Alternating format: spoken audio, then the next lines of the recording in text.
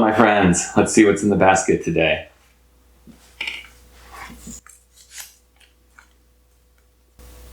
What are some pros and cons of being introvert and extrovert? Okay.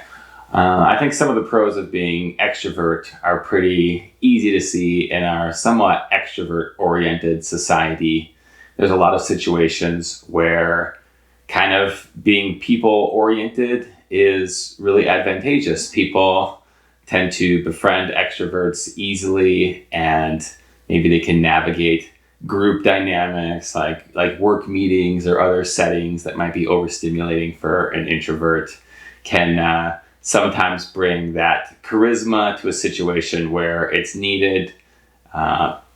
Just handle crowds well, handle people well, gain energy from other people, which there's people everywhere. So, you can handle all of those settings just fine and in fact thrive within them.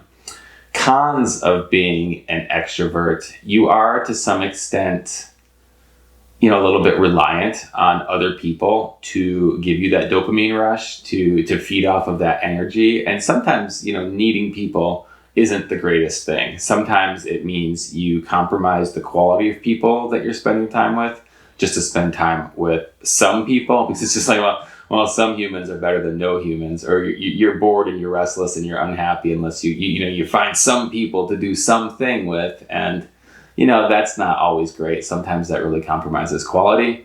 Sometimes as an extrovert, it's harder to really get to know yourself because you spend so much time, kind of around and focused on other humans. So that's a potential con as well. It's more or less just flipped for the introvert. Pros are, that ability to entertain yourself, to get to know yourself, to be, kind of self-aware, self-reflective, to not be dependent upon other people to meet as many of your needs. You might have a really, dynamic and interesting world going on inside your own head. Perhaps you read a lot and explore lots of other really cool ideas or what have you. Of course, there's, an unlimited number of ways to be an introvert and an extrovert, but those are some potential pros, just that ability to be a little bit more self-reliant. And if there's other people that are somewhat toxic or not adding value, it's probably super easy for you as an introvert to just step away from it.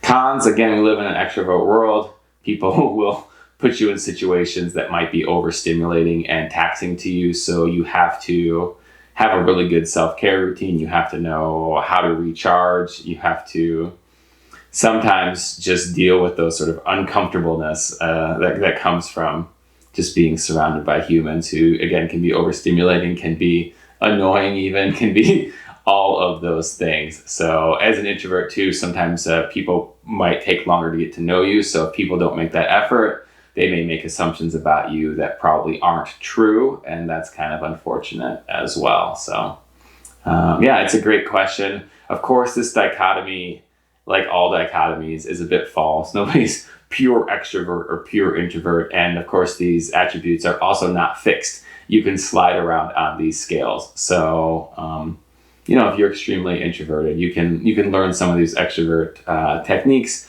in part just by putting yourself in these types of situations more. And if you're extremely extroverted, you can learn a bit from the introverts to just, dive more into the self and see what, wonder and joy comes from that experience. So it's a wonderful question. I appreciate you asking. I appreciate everyone tuning in, and I'll see you back here next time.